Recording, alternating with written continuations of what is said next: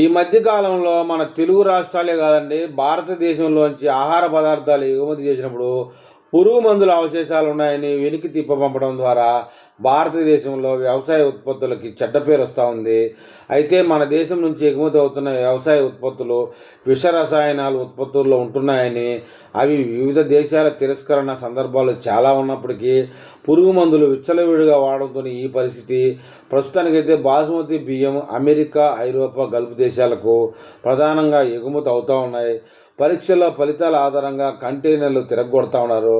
ఈ పరిస్థితిని చక్కబెట్టేందుకు పంజాబ్ ప్రభుత్వం 11 రకాల పురుగు మందులు 60 రోజుల పాటు నిషేధించింది. ఆగస్టు నుంచి సెప్టెంబర్ నెలాఖరు వరకు ఆ పురుగు మందు ఉత్పత్తులు రవాణా, అమ్మకంపై నిషేధం గతంలో విధించారు.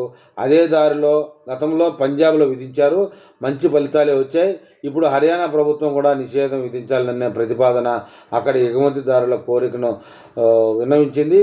ఇటువంటి చర్యలు దేశానికి మేలు చేసేవే కాబట్టి హర్యానా రాష్ట్రం కూడా పంజాబ్ రాష్ట్రం మాదిరిగానే 11 రకాల పురుగు మందుల్ని 2 నెలల పాటు రైతులకు అందుబాటులో లేకుండా చేయడం వల్ల వ్యవసాయ ఉత్పత్తుల్లో బియ్యం పాలు పోసుకునే దశకు వచ్చినప్పుడు వడ్ల గింజలు ఈ మందులు చల్లకుండా ఉంటే మన యొక్క ఆహార ఉత్పత్తుల్లో విషరసాయనాలు ఉండవు.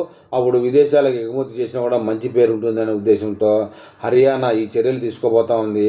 ఇదే చర్యలు రానున్న రోజుల్లో మన తెలుగు రాష్ట్రాల్లో కూడా తీసుకుంటే మంచిదనే అభిప్రాయం మన రైతుల మాటల్లో వింటున్నాం. చూద్దాం మరి ఈ వీడియో మీద మన ఏపీ, తెలంగాణ రైతులు ఏమని కామెంట్ చేస్తారో.